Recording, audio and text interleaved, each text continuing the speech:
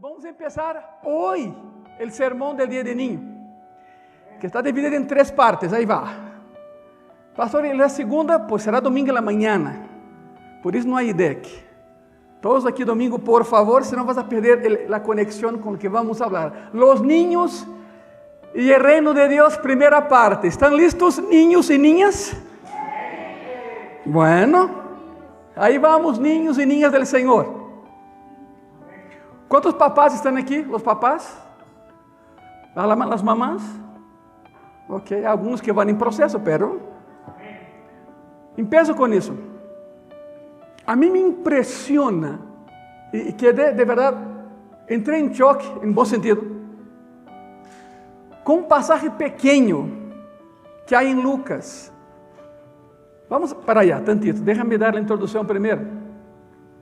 Es impresionante lo que hizo Jesús, porque la imagen que da Mateo, Marcos y Lucas, que relatan lo mismo, es que Jesús tenía a los niños agarrados en sus piernas, traía un niño en sus brazos y regañó a los discípulos porque intentaban impedir que los niños se acercaran a él. He escuchado muchísimas predicaciones sobre ese pasaje, essa es una más, pero van a entender lo que estoy diciendo. Yo nunca había visto lo que Dios me dio para ese año, el Día del Niño. Empiezo con eso, todos los papás cristianos, todos aquellos a quienes nos ha confiado la responsabilidad de criar hijos según el modelo de Jesús, sentimos una profunda preocupación por el destino eterno de nuestros hijos. ¿A veces papá, sí o no? Gracias, no estoy solo en eso entonces. Tenemos una profunda preocupación por el destino eterno de nuestros hijos. De hecho, me atrevería a decir que es nuestra principal preocupación como papás. Gracias. Oramos por la salvación de nuestros hijos, trabajamos por la salvación de nuestros hijos, les presentamos la verdad del Evangelio, nos esforzamos por vivir ante nuestros hijos de tal manera que honren a Cristo y hagan que el Evangelio sea atractivo para ellos. Los involucramos en cada oportunidad que tenemos en la vida de la iglesia para que sean influenciados por las enseñanzas de Cristo. Pero va más allá. Somos muy selectivos con respecto a con quién juegan nuestros niños, con quién se relacionan, a qué escuela asisten, porque queremos que las buenas influencias del Evangelio prevalezcan en sus vidas. ¿Cuántos dicen amén a eso? Eso es lo que hacemos. Eso es algo muy, muy comprensible para los padres, porque no hay mayor preocupación que la salvación de nuestros hijos. Es esto. De hecho, la familia es tu primer ministerio. Después viene la iglesia, pero lo primero es tu familia. Eso es lo primero. Familia, iglesia y trabajo ahí abajo. Cuando cambiamos el orden, ahí nos metemos en problemas. Queremos que nuestros hijos estén en el cielo y no en el infierno. Por eso estamos esta noche aquí, para empezar esa serie. Son 3 sermones, nada más. Bueno, un sermón dividido en 3 partes, más bien. Para quienes somos verdaderos cristianos,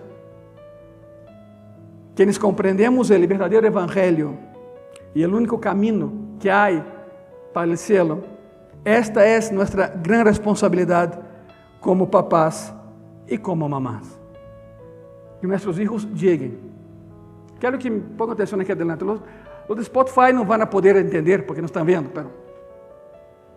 Os psicólogos dizem que em cada niña há uma ventana que se abre e se cierra. Ponga muita atenção no que vê o que vou fazer. 7, 8, 9, 10, 11, 12, 13, 14. Tienes 7 anos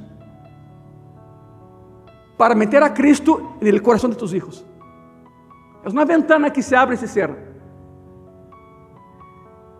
Si no lo hace en ese tiempo, lo podrás hacer cuando el hijo crezca, claro, pero te será un poco más difícil. 7 años, el número 7 en la Biblia significa muchísimas cosas. Entre ellas, dirección. Bueno, no entraremos en detalles aquí, pero los psicólogos conductivistas que son cristianos están de acuerdo con eso, de que es una ventana que se abre y se cierra. Después puedes meter a Cristo ahí, pero te va a costar un poco más de trabajo. Hay personas que nos escuchan y dicen, pastor, pues mi hijo tiene 25, ¿qué hago? Sigue insistiendo, sigue orando, sigue ayunando. Algún día, pero no desista. No desista. El texto que estudiaremos de hoy hasta domingo, es de los más importantes que hay en la Biblia, pero de los más subvalorados que hay en la Biblia. Lo pasan por alto. ¿Sabe por qué? Son niños. Es un pensamiento muy fariseo ese. ¿Lo sabías? Son niños. No pasa nada. Los fariseos decían lo mismo. Lo mismo. Por eso Cristo usa a los niños, en el buen sentido por supuesto, los abraza y viendo la multitud, porque van a ver que cuando Cristo hizo lo que hizo, la palabra que está ahí en griego es mega. O sea, había una mega multitud, miles de personas viendo lo que Él estaba haciendo. Por eso el pasaje es tan importante. Es fundamental para comprender cómo Cristo ve a los niños en relación a su reino. Pocas líneas, para una riqueza impresionante. Y el lugar que los niños ocupan en el reino de Dios. Porque los niños sí tienen lugar en el reino de Dios. ¿Cuántos dicen amén a eso? Lucas 18, todo se basa en eso. Lucas, capítulo 18, de versículo 15 al 17. Pongan mucha atención. Ni parpadeen de preferencia, no. Tienes que parpadear, ¿no? Pero bueno. Lucas 18, del 15 al 17. Traían a Él los niños, ¿para qué? Ok, la palabra niño. ¿Sabe lo que dice Marcos cuando menciona bien un pasaje? Frebos. Y frebos son niños que todavía maman, o sea, niños pequeños. Traíam de todo. Porque la idea que tenemos é essa. Não, pues um niño de 8 anos. Não. Frebos significa niño que todavía es amamentado. Todos. Llegaremos allá el domingo en la mañana, pero todavía no entremos en detalles. Traían a Él los niños para que los tocase, lo cual, viendo los discípulos, ¿qué hacían los discípulos? ¿Sabe lo que llama la atención aquí? 2 cosas. La primera, no sabemos la fe de los papás. No menciona de qué religión era. No sabemos. Pero sabían que ese hombre era diferente. Eso es lo primero. Traían los bebés y los niños. Y la segunda cosa, los discípulos eran fariseos. Actuavam como fariseus. Os fariseus hacían lo mismo. Quando um rabino dava a lección e um niño entrava, sabe o que hacían los demás? Los sacavam a los niños. No estorbes. No estorbes. Assim era el niño en la mentalidad de los fariseos. Assim era. No era um cero a la izquierda. Es un cero muy a la izquierda. Por eso el enojo de Cristo. Porque la palabra que se usa ahí, ¿sabe qué es? Furia. Cristo se enfureció con sus discípulos. Bueno, vamos para allá. Ya me estoy adelantando. Mas Jesús, llamándolos, o sea, regañándolos, dijo, dejad a los niños venir a mí. ¿Y no qué? Porque de los tales es que. Y aquí viene la segunda pedrada. De cierto os digo, que el que no recibe el reino de Dios como que no entrará en él. Ok, como un niño. Hay cristianos que son niños. Actúan como, ya tienen 40 años de edad y son como niños. Son niños. Una payasada. No crecen. Son cristianos con complejo de Peter Pan. não querem crescer.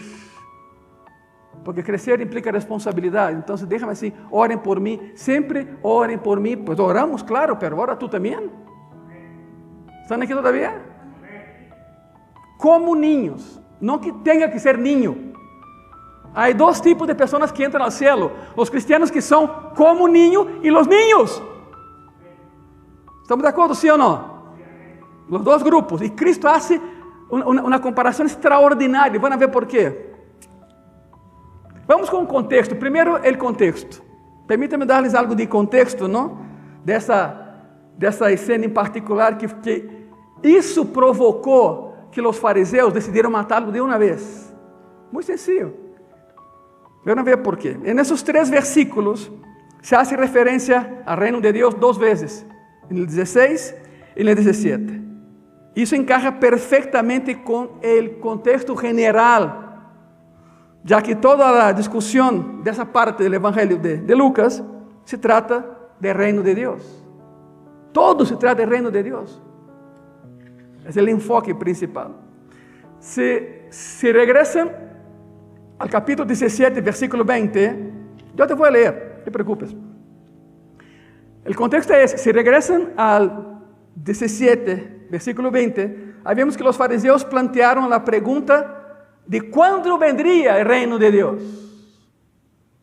¿Tú lo vas a traer? ¿Tenemos que esperar a otro que lo traiga? Y Jesús responde diciendo algo así: mira, el reino de Dios no vendrá con señales visibles, ni dirán, miren, aquí está o allá está, sino que el reino de Dios está dentro de ustedes y con ustedes. Y así comenzó toda una discusión, la enseñanza acerca del reino de Dios. Y los niños son parte de ese asunto. De hecho, ese es el tema principal, que comienza en el capítulo 17, versículo 20, y se extiende hasta el capítulo 18, versículo 30. El reino, donde en el versículo 29 se habla de aquellos que han dejado, escuche eso, casa, esposa, hermanos, padres e hijos por causa del reino de Dios. Esa fue la discusión. Entonces el tema principal aquí, otra vez, es el reino. El reino, la esfera de la salvación, el reino de la redención. Aquellos que pertenecerán a Dios y estarán bajo su gobierno y cuidados soberanos, el reino espiritual milenario y finalmente la salvación eterna. Todo eso abarca el pasaje. Estamos hablando del reino donde Dios gobierna y donde Dios muestra su cuidado por aquellos que le pertenecen. Ese es el tema. El tema que es ese, ponga mucha atención. ¿Quién pertenece al reino de Dios y a quién pertenece el reino de Dios? Los fariseos, religiosos y líderes estaban segurísimos que pertenecía a ellos. Y el Señor les da una pedrada que jamás se levantaron. Fue impresionante. Ojo, enfrente dice la palabra mega, una mega multitud. O sea, hay una multitud y hay una mega multitud, miles de personas. La pregunta es esa: ¿quién pertenece al reino de Dios y a quién le pertenece el reino de Dios? Y ese es el énfasis principal de toda esa parte del Evangelio de Lucas y después de Mateo, Marcos y Lucas, porque estaban ahí. La noticia corrió. Lucas escuchó el asunto, Marcos le contó y escribió. Pero bueno, los discípulos estaban ahí, escuchando, intentando entender el reino de Dios, porque no lo veían, no lo tocaban, era intangible. ¿Dónde está el reino? ¿Dónde está el reino? Ahora ponga atención en algo. En la sección anterior aprendimos quién no pertenece al reino. Muy sencillo. Los que entran en esa lista no pertenecen al reino. Y aquellos que no pertenecen al reino son probablemente los más convencidos de estar un día en él. Ya la hice. Soy muy santo. Soy muy buena onda. ¿Sabe? Ya. ¿Para qué Cristo? ¿Para qué iglesia? No, ya. Los que creen que van a estar, no van a estar. Son los religiosos, como los fariseos y sus seguidores, quienes creían que el reino de Dios pertenecía a aquellos que lo ganaban con su moralidad y su religión, siguiendo la ley moral, la ley religiosa y un montón de ceremonias y un montón de leyes. Para ser más exacto, 613. ¿Cuántos mandamentos Jehová dio a Moisés? Ok. Añadieron otros 603. 603 en total. Si dejas de cumplir uno, ya no vas. No vas. Mucha carga innecesaria. Vino Cristo y dijo, pues vengan a mí. Señores, que estoy sucio, venid a mí. Señores, que he pecado, venid a mí. Y así sigue. Y sabemos cómo termina. Versículos anteriores, otra vez Lucas 18, ahora del 9 al 14, ponga mucha atención, un poquito antes. A unos que confiavam em si mesmos como justos e menospreciavam os outros, dijo também esta parábola: 2 homens subiram ao templo a orar, um era fariseu, e o outro era quê? Ok, ambos eram malos, ambos estavam fora del amor de Israel por ellos. Uno era fariseo y el otro cobraba impuesto para Roma, un publicano. Así era Leví. Mateo era uno de ellos. El fariseo, puesto en pie, oraba consigo mismo de esta manera: Dios, te doy gracias porque no soy como los otros hombres. Bueno, sencillito y carismático, ¿no? Muy humilde. Y va más, mira: Dios, te doy gracias porque no soy como los otros hombres, ladrones, injustos, adúlteros, ni aún como ese publicano. Y señala publicano, ¿no? Como este. Ayuno 2 veces a la semana, doy diezmos de todo lo que gano. Mas de publicano, estando lejos, no quería ni aún alzar los ojos al cielo, sino se golpeaba el pecho diciendo: Dios, sé propicio a mí, pecador. Os digo, Cristo hablando, os digo, que este descendió a su casa justificado antes que el otro, porque cualquiera que se enaltece, ¿será qué? Y el que se humilla, ¿será qué? Yo comenté domingo, ¿quieres subir? Primero bájate. El camino al cielo empieza de rodillas.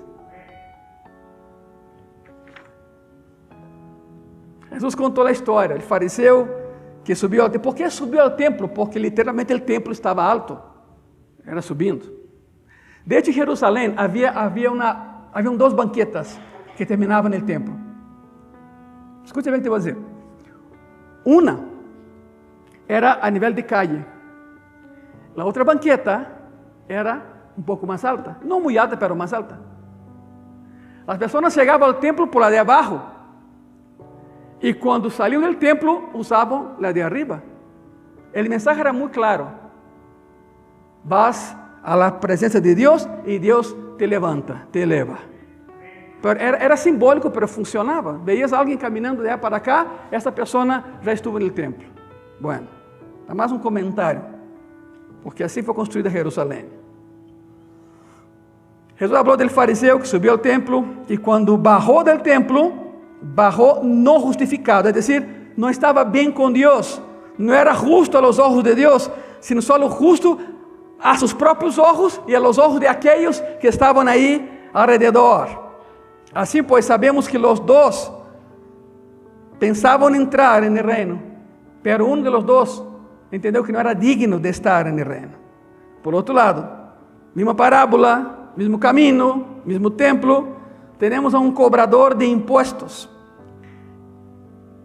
que entendía que él no era justo ante Jehová. Entendió que no podría alcanzar la justicia por sí mismo, que era pecador. Y de una manera humilde, quebrantada, contrita, no levantaba ni los ojos, sino que golpeaba su pecho con remordimiento y dolor por su miserable corazón y clamaba a Dios, clamaba a Jehová para que aplicara a expiação a seu favor, por misericórdia e por graça, porque ele sabia que não pertencia ao reino de Deus. Muito sencillo. Alguém que pensa que pode comprar o cielo, nunca vai estar allá. Jamás. Pero aquele que não tem nada para comprar, é aquele que ganha o cielo por herencia. ¿Van entendendo por que os niños? Todo empieza aí. Maravilhoso é nosso Deus. É increíble o que Jesus hizo em três versículos. Sembrou o caos em Jerusalém. Sembrou o templo completo. E a fé de los fariseus, que era a fé em eles, não em Jeová. Assim, pois, o que aprendimos nessa parábola é que as pessoas que pensam que estão no reino porque, não sei, han alcançado um nível de moralidade e justiça, não estão no reino. Su lugar de eles não é no reino. Pero as pessoas que sim estão no reino são os humildes, os quebrantados, que sabem que não podem fazer nada para ganhar a salvação. Ilustrado aí por el recaudador de impuestos, quebrantado, humilde e modesto, que se golpea el pecho e le pide a Jehová: Senhor, ten misericórdia de mim. Ni siquiera levantava os olhos. Quando alguém se convertia em publicano, a família hacía seu funeral. Hicieron el mío, pero nunca foi publicano. Ni siquiera foi fariseu. Pero para isso era uma vergonha que um hijo se vendera a Roma, porque publicano cobrava imposto del judío para manter a ocupação militar de Roma em Israel. Significa, tu pagavas a Roma para que te invadiera. Era a completa humillação. E a outra, me hablo de um centurião. Qualquer soldado romano valia mais que um judío em Jerusalém. O soldado mais vil, o mais baixo, de rango mais baixo, valia mais, muito mais, que qualquer judío. Por lo tanto, Cristo dijo uma vez, não? Se te dá a caminhar com ele uma milha, camina dois. Se te dá que lleve a mochila, pide sua capa e carga-la também, porque o soldado romano tinha a autoridade de confiscar-te en la calle. Entrava a Jerusalém com sua mochila, com sua armadura, com todo, 45 quilos de peso, se parava, mirava: oi, tu, vem, carga, e te metia todo o peso, vem comigo, e era seu escravo por um dia.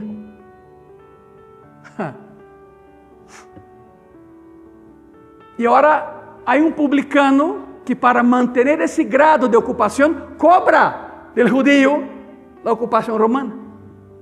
2 dracmas al año, caríssimo. Ah, não tens dinheiro? Então hacía um relatório. E a deuda se iba acumulando. 2 anos sem pagar. Sabe o que hacía Roma? Iba para tus hijos e los vendiam como esclavos. Porque tinham todo registrado.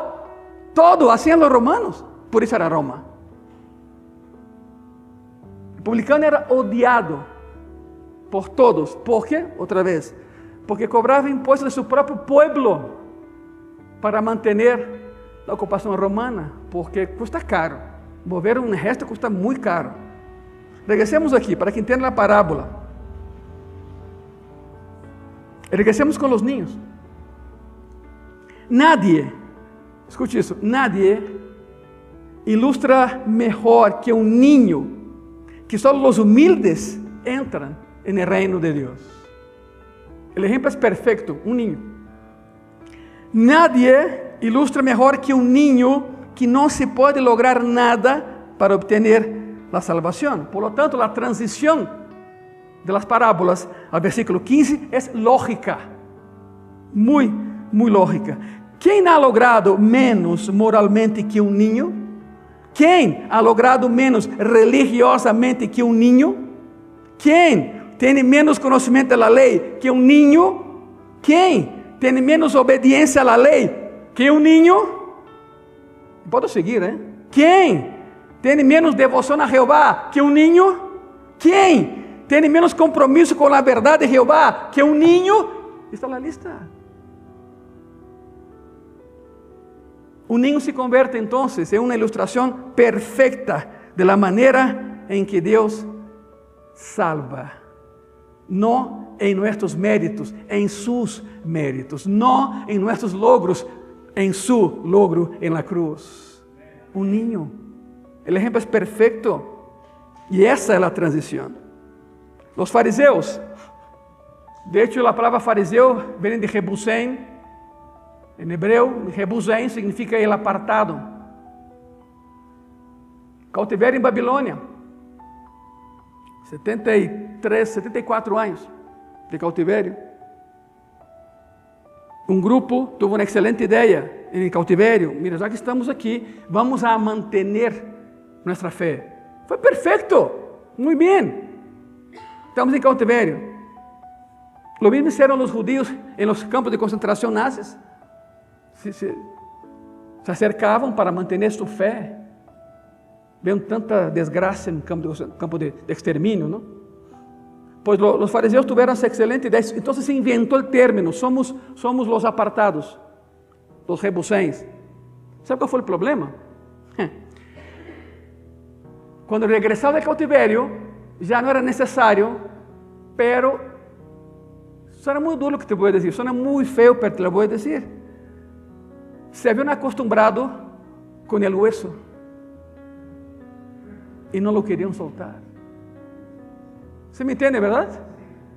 Se tu me escutas, não eres de México, pues lástima, porque se acostumbraram com o poder, com a fama, com as miradas de admiração. Então, quando regressaram, não quiseram dissolver o grupo, sino que lo agrandaram. E aí, os fariseus seguiram, sem necessidade de seguir. A ideia foi boa. O resultado foi péssimo. Péssimo. Regressemos aqui. Os fariseus, a élite religiosa, aqueles que intentam ganhar-se o reino de Deus por seus próprios esforços morais e religiosos, Cristo dijo que estão fora do reino. Em suas caras dijo isso. Estão fora, porque não são como ninhos. Não são como ninhos. Ustedes estão fora. E Jesus disse que os niños estão incluídos no reino, assim como as pessoas que se acercam ao reino de Deus como niños. Os niños e os que são como niños. Essa declaração é tão impactante que convulsionou a cidade. A partir de aí, lo empezaram a perseguir. De hecho, te digo isso, é assombroso o que Jesus está fazendo aqui, o que dijo. Nunca havia pensado nisso. Assim digo eu, as ondas expansivas dessas palavras aún resuenan no mundo teológico hoje em dia. Este passagem muito sencillo, ha generado um enorme número de debates entre teólogos, tentando entender do que está claro. Há um dito italiano, e minha mamãe nos dizia a cada rato, que é assim: a vida é simples, as pessoas la complicam. Um dito siciliano, e é correto. Era muito sencillo, pero os fariseus lo complicaram, e os religiosos também. Naquela época, em um sistema de justificação por obras, dominado por los fariseus, a ideia, escute isso, a ideia do reino de Deus era que uno entrava em ele al alcançar certo nível moral, social, espiritual, um nível de devoção e logros, e assim seriam aceptados ante Deus.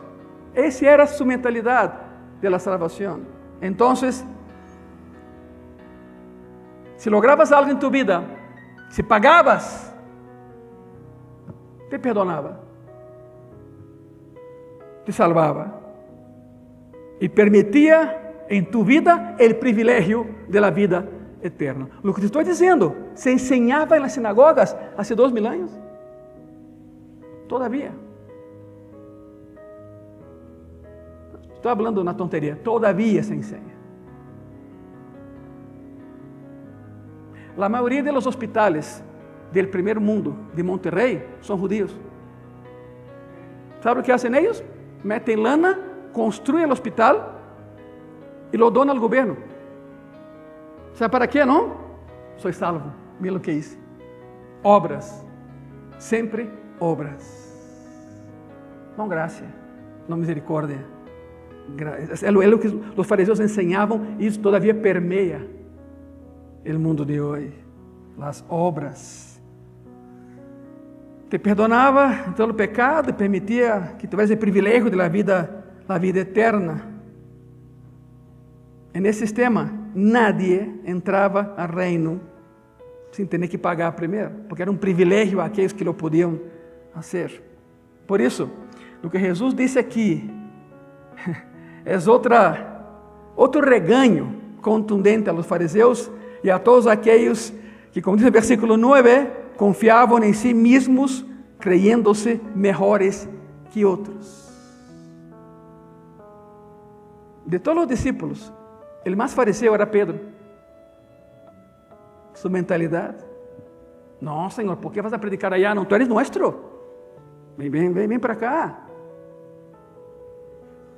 Primeira vez que Pedro e Pablo se encontraram no concílio de Jerusalém foi a bomba, não?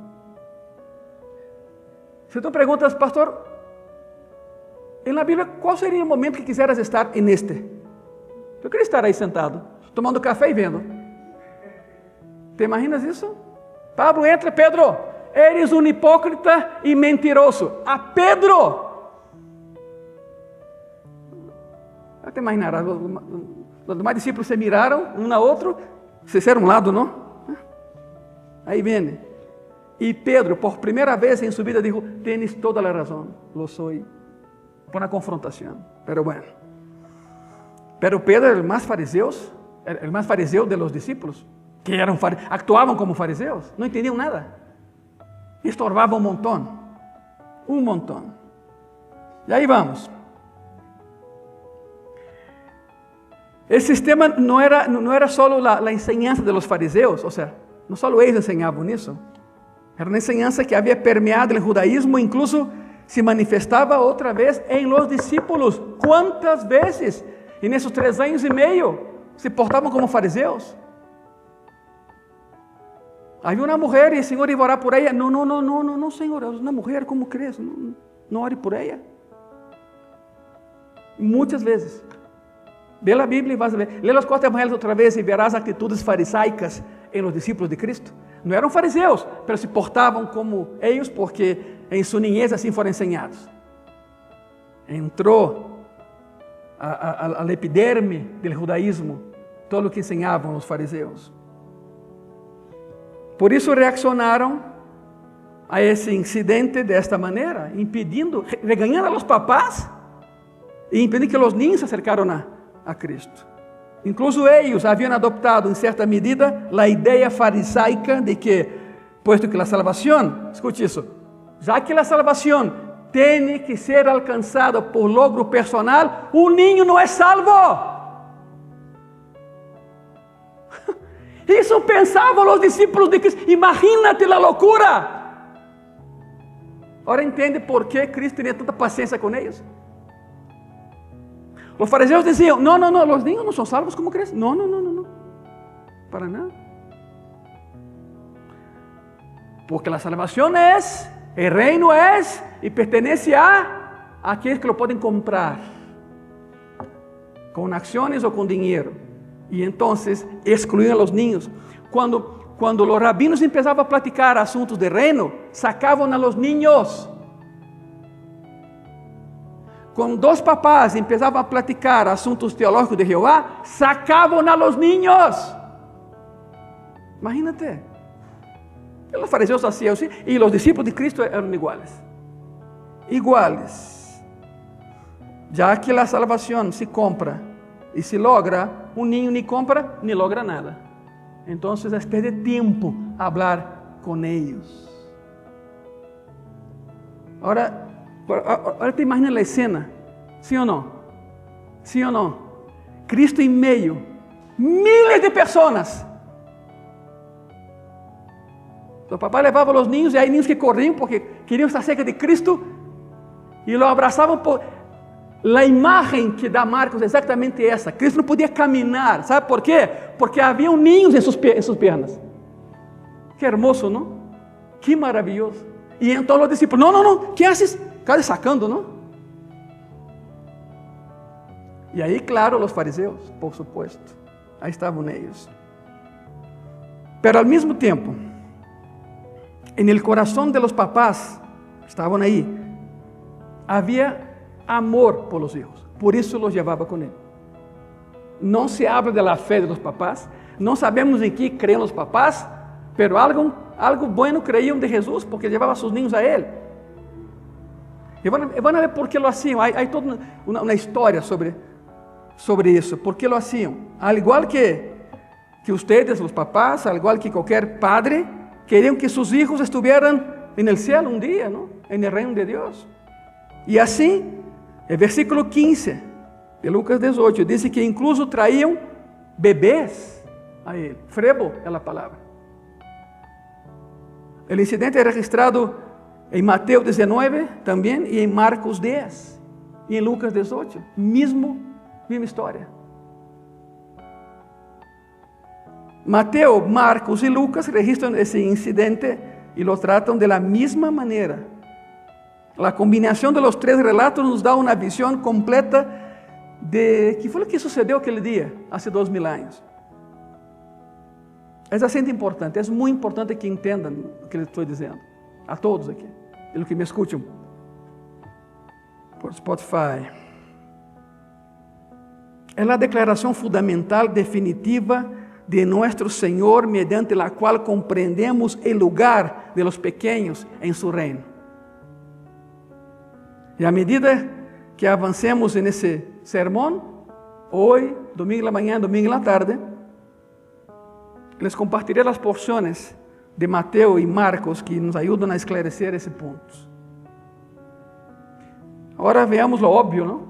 Lo lógico. Levavam a seus bebês, padres que tinham as mesmas preocupações que qualquer padre sobre o futuro de seus filhos. Não sabemos a fé que tinham, em que creiam ou não creiam. Não sabemos se eram judeus ou romanos, ou o que seja.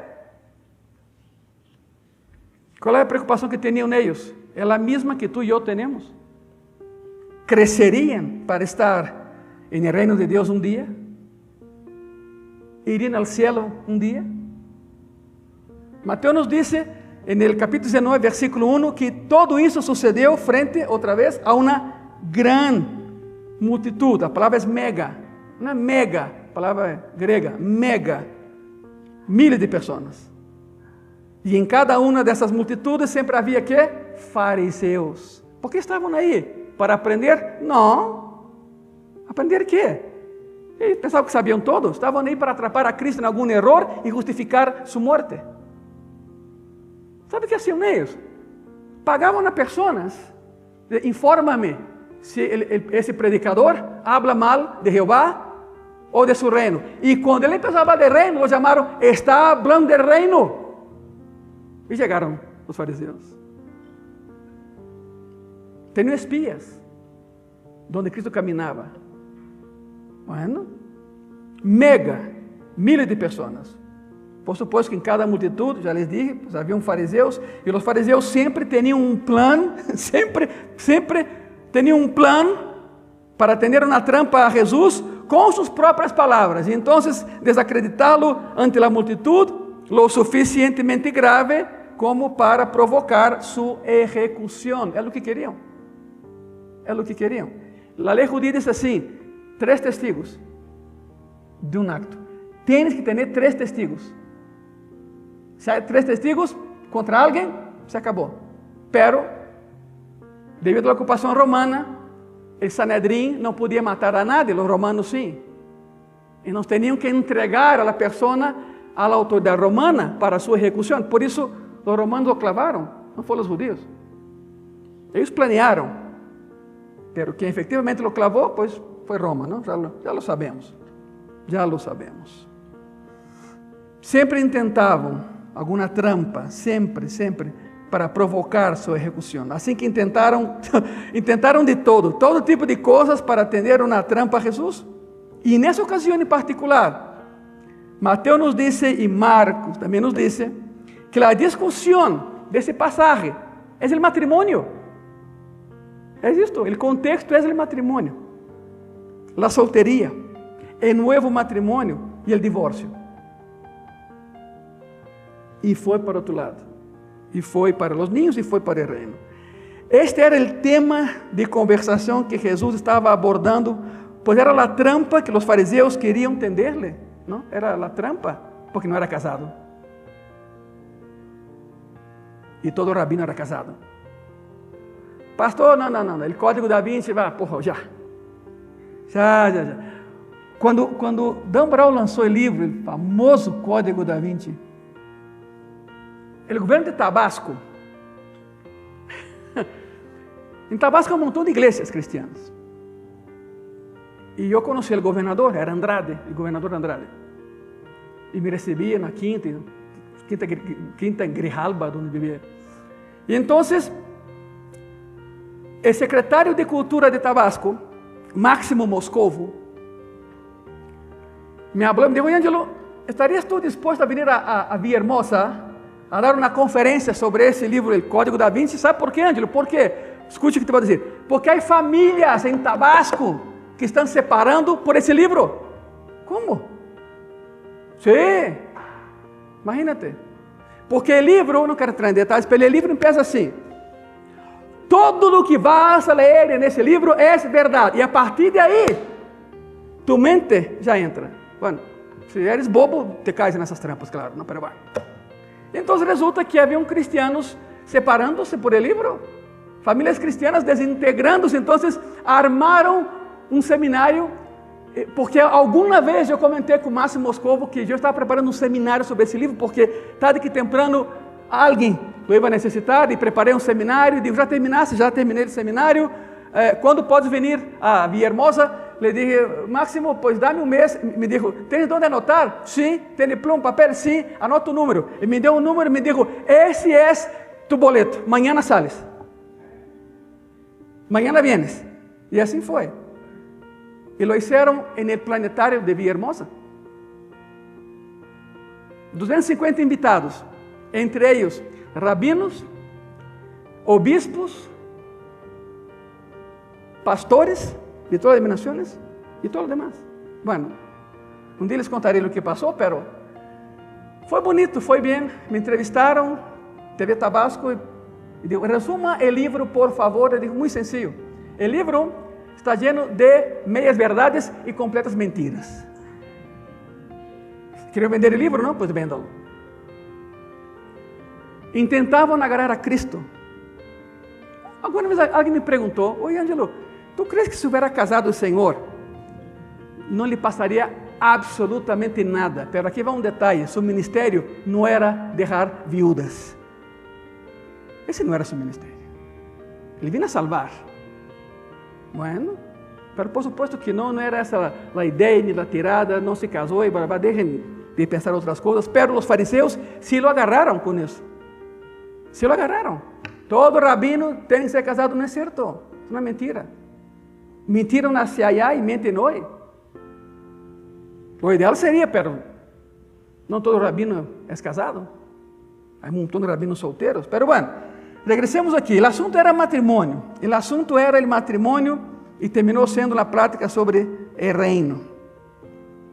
Logicamente, a partir dessa conversação, os padres de los niños que se esforzavam por vivir según la ley y obrar correctamente ante Dios en sus matrimonios y familias, traían a los niños, a los pequeños, con la esperanza de que Jesús pronunciase alguna bendición sobre ellos.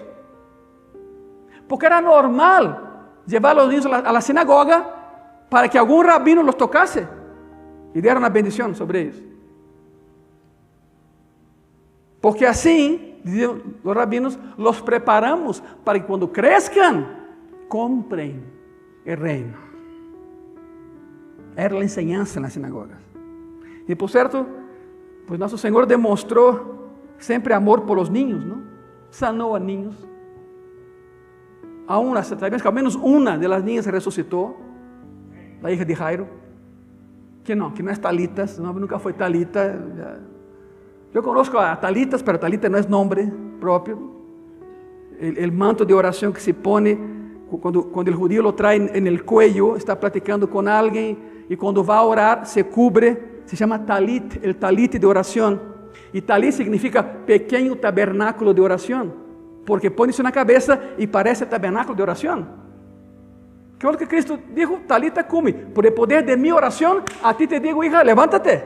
E foi isso, Talita cumi. Pero bueno, eu conozco Talita. Em Brasília um montão de Talitas, pero está bem, o nome é bonito. Não há nenhum problema, pero não é um nome próprio. Foi uma ação. E sem dúvida Jesus demonstrou muitas vezes como amava a los niños. E esse episódio foi o clímax. O clímax. Miren isso. Foi o que hizo tão atrativo a Jesus, incluso para uma multitud, porque era honesto, porque era directo, porque era puro. Outra vez, não sabemos se os papás creíam que era o Messias ou não, pero veían algo em ele diferente. Seguramente tinha fama de ser bueno, sanou a la gente de todas sus enfermedades, resucitou a muertos. Por lo tanto, demonstrou compaixão em um nível muito profundo de la necesidade humana. Alimentou a gente criando alimento quando tinham hambre. Les quitou as aflicções da vida mediante milagros que realizou a cada rato. Los hacía, não? E haveria sido um desperdício de toda essa demonstração de compaixão se não hubiera mostrado compaixão por los niños, e que, por supuesto, são o objeto principal do amor de papá e de mamá. Era como se Jesus hubiera dicho, te voy a mostrar como te amo, dame tu hijo. E lo bendecía. A sentença era esta. E assim, sem dúvida, Jesus havia demonstrado seu amor por los niños, muito diferente a los fariseus, muito diferente a la religião. E os padres se sentiam muito cómodos al llevar a seus pequeños com ele. ¿Tú entregarias a tu hijo a um desconocido? Claro que não. A resposta é lógica. Muitos dos papás que estavam aí nunca lo haviam visto.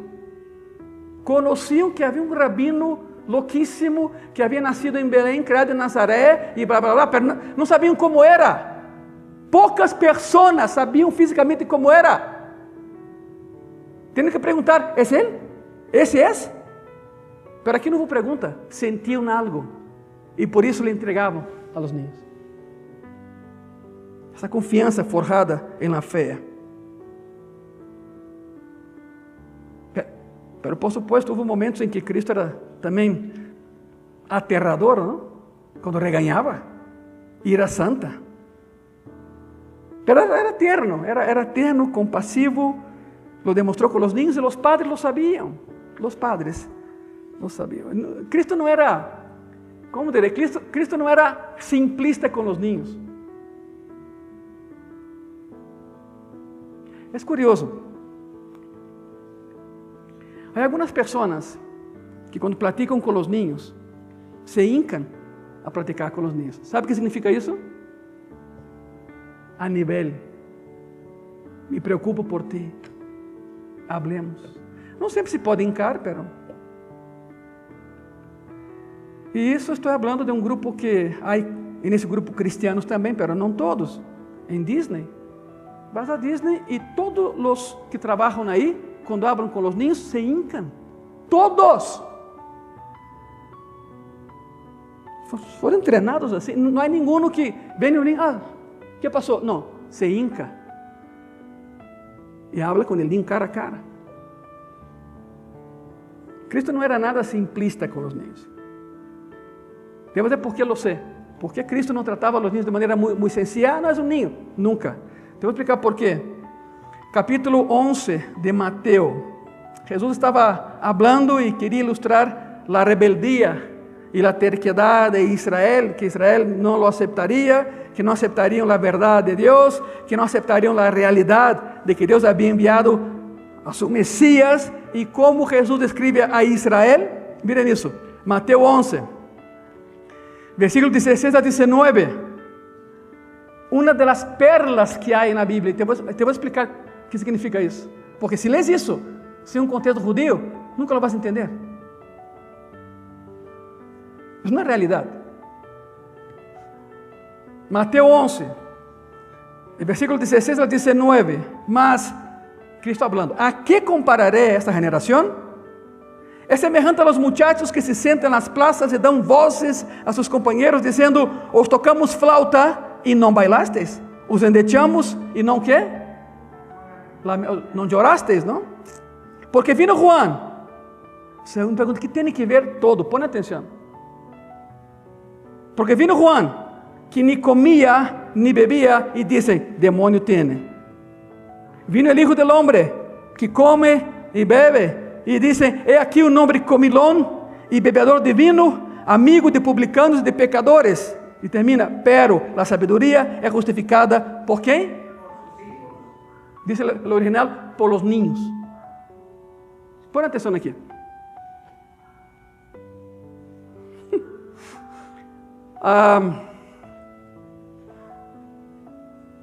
El Shabbat judío es de la primera estrella del viernes a la primera estrella del sábado. El calendario es lunar. Hablamos disso aqui durante toda a semana de Vitória. ¿Se acuerda ou não se acuerda? Que bueno, graças a Deus. Ai, que bueno, Senhor, porque já não pode repetir já. Pero terminava o Shabbat e o judío trabalha.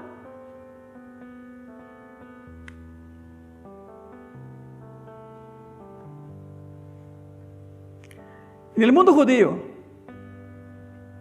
há dos atividades sociais que os niños, outra vez, os niños que eram quitados, que estorvam, haviam solo dos atividades judías que o niño podia participar, uma boda e um funeral.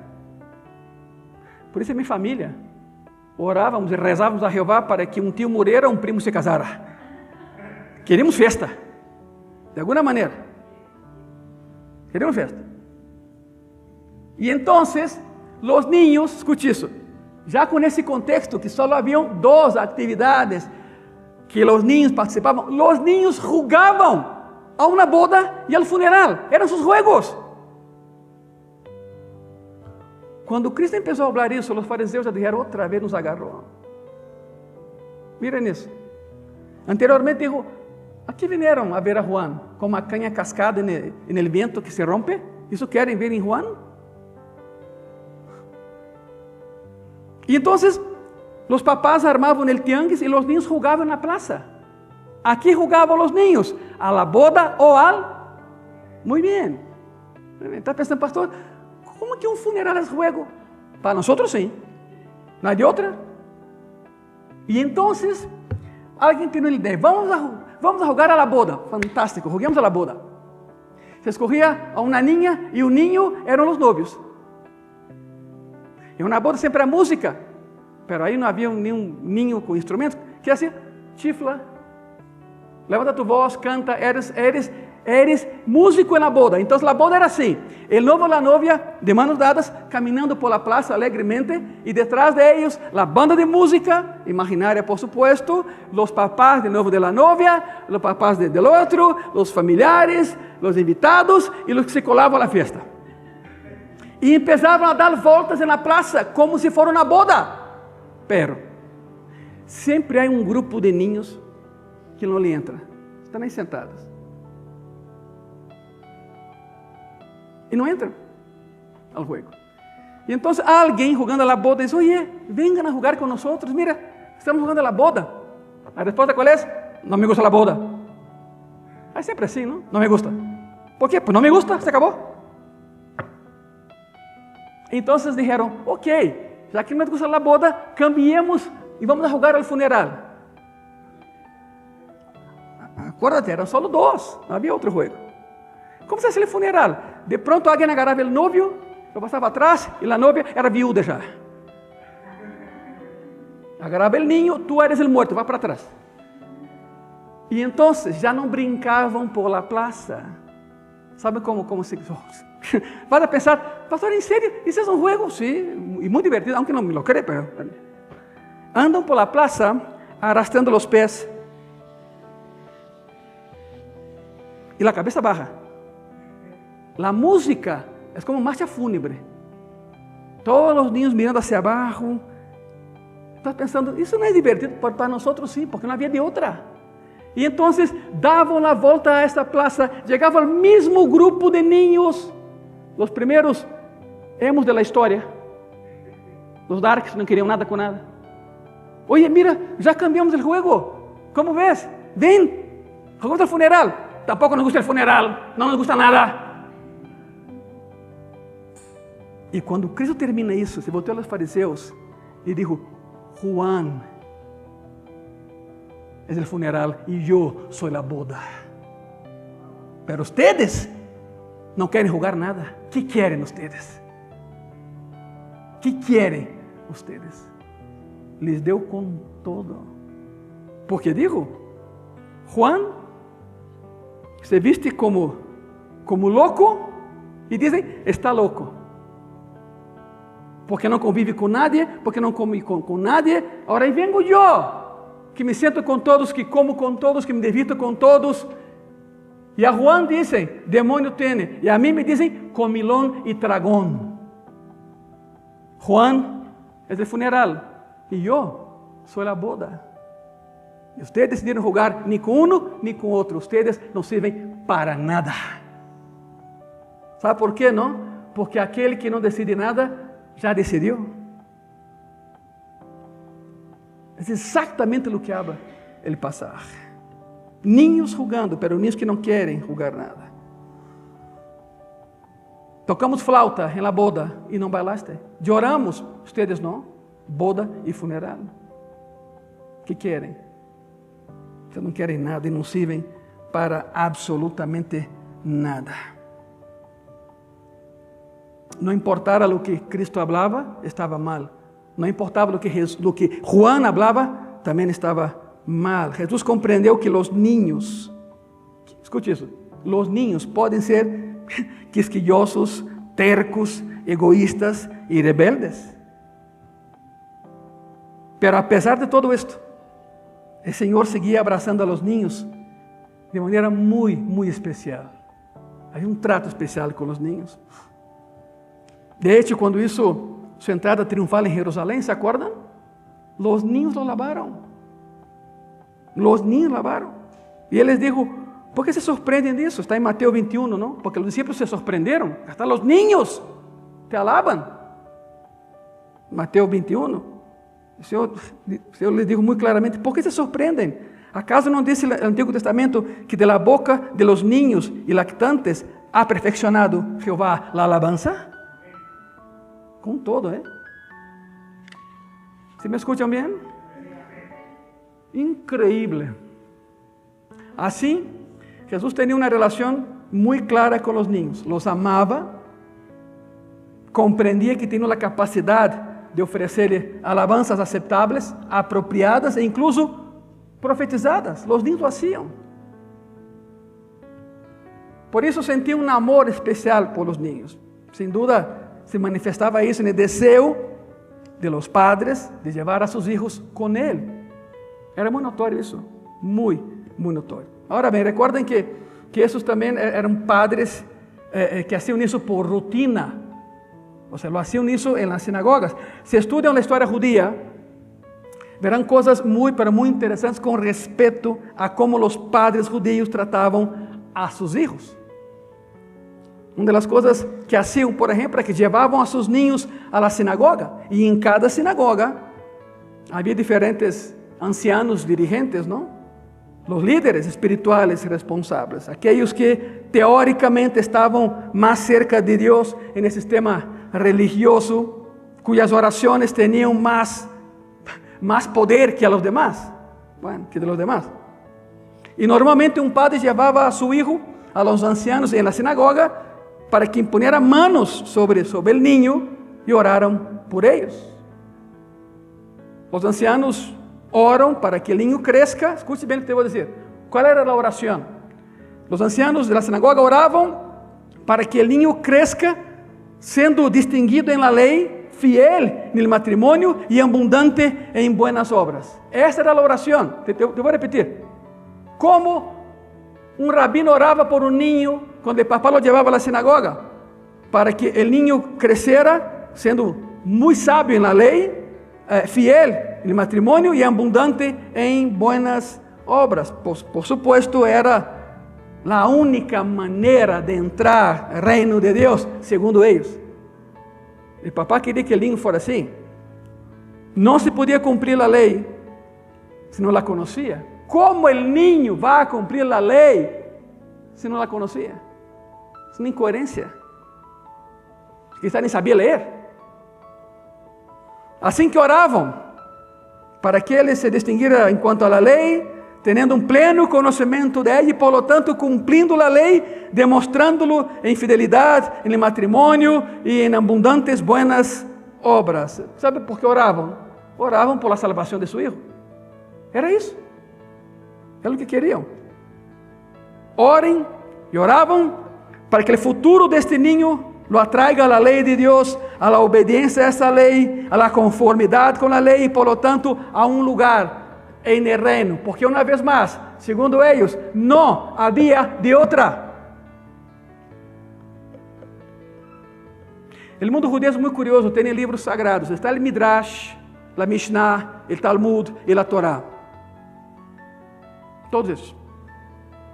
De todos esos, después de la Torah, el principal es el Talmud, es enseñanza, es un comentario sobre cada porción de la ley. Talmud. Por isso, em hebreu, aluno é talmidine, el que estuda o Talmud. Talmidine, esse é aluno, a palavra aluno em hebreu. O Talmud nos diz que particularmente o dia anterior, isso é extraordinário, no dia anterior ao sacrifício, e vimos isso na Semana de Vitória, verdade? No dia anterior, será o 15 de Nisan, o dia 14 de Nisan, quando todos estavam muito sensibilizados por a necessidade de expiar pecados em Israel durante todo o ano, este dia era tradição levar a los niños a la sinagoga para que recebieran uma bendição especial e que fossem levados ante os ancianos ou el rabino para que fossem bendecidos com orações de esse homem de Deus al niño. ¿Por que lo hacían? Isso é extraordinário. Escute isso. Oravam. Já que o niño não tinha capacidade de entendimento, já que o niño não podia comprar a salvação, já que o niño não tinha nenhum logro para entrar ao reino de Deus, o dia 14 de Nisan, o papá lo levava à sinagoga para que algum rabino orara por ele dessa maneira: Jeová, que a expiação de manhã abarque esse niño também, porque não sabe o que hace. Lo mismo que dijo Jesús e lo crucificaram, lo mismo. Tem nome isso? Hipocrisia. Lo mismo. E lo mataram. Senhor Jeová, mañana sacrificaremos por la expiação de nossos pecados. Pero esse niño é débil, é inútil, não sabe nada, não pode nada, não pode comprar nada. Pero Padre, por favor, que a expiação de mañana abarque a esse niño também. Lo mismo que hacía Jesús e lo mataram. Padre, perdónalos, porque não sabem o que hacen. São niños.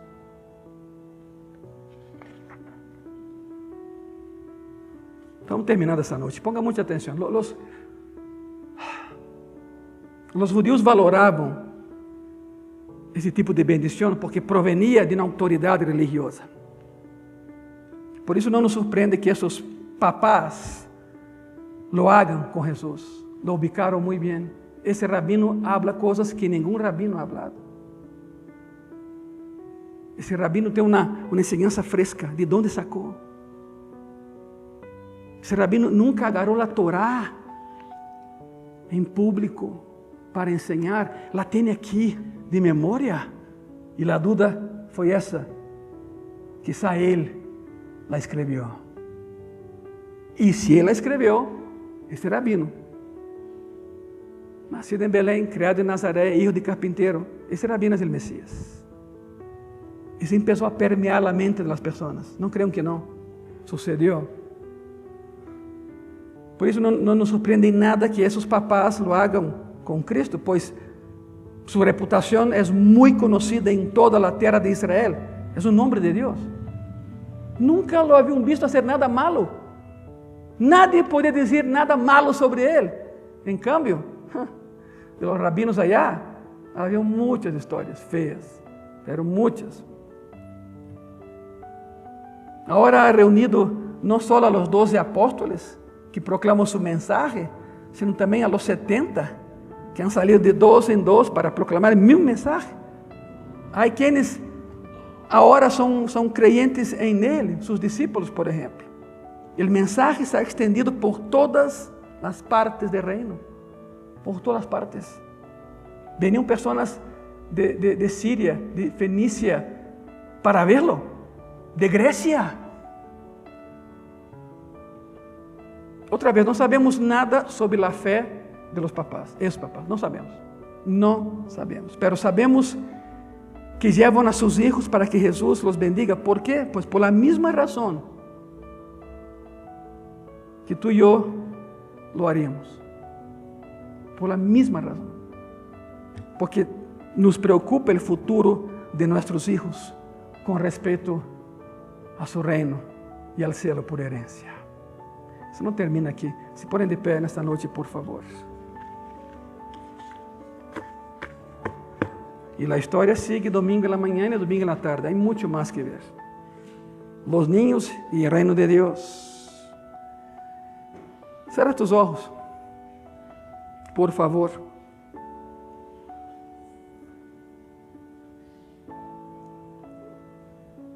Nunca hemos visto, Senhor, tal demonstração de amor por los niños como tú lo hiciste. Antes de ti, Senhor, los niños en Israel não valiam nada. Eram moneda de câmbio. A tal grado que se o papá tinha alguma deuda, prestava a seus próprios filhos para pagá-la. Terminando de pagá-la, regressavam ou não. Nunca, nunca, nenhuma autoridade religiosa hizo lo que hiciste tú por los niños. E não só nesse dia, Senhor, sempre lo hacías. É impressionante.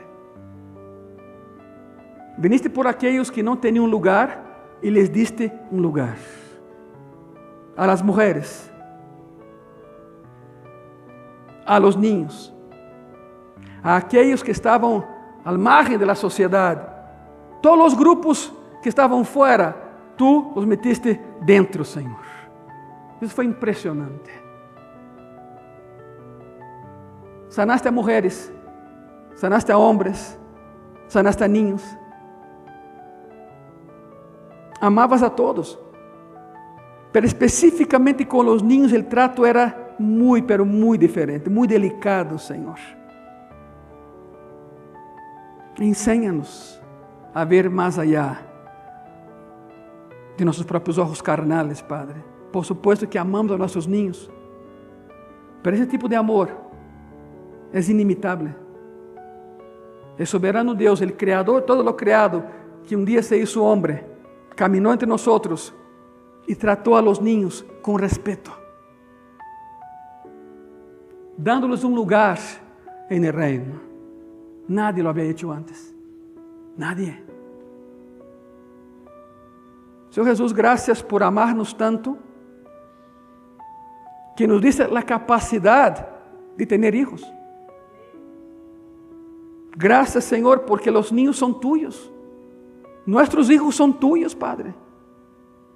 Los cuidamos, los preparamos, pero são tuyos, nos queda claro. São regalos para nós, pero são tuyos, Padre. Graças por essa visão tão ampla que tienes para com os niños em seu reino, Padre. Muitas e muitas graças. Amém e amém. Dê um aplauso a esse Jesus maravilhoso que temos. Amém. Aleluia.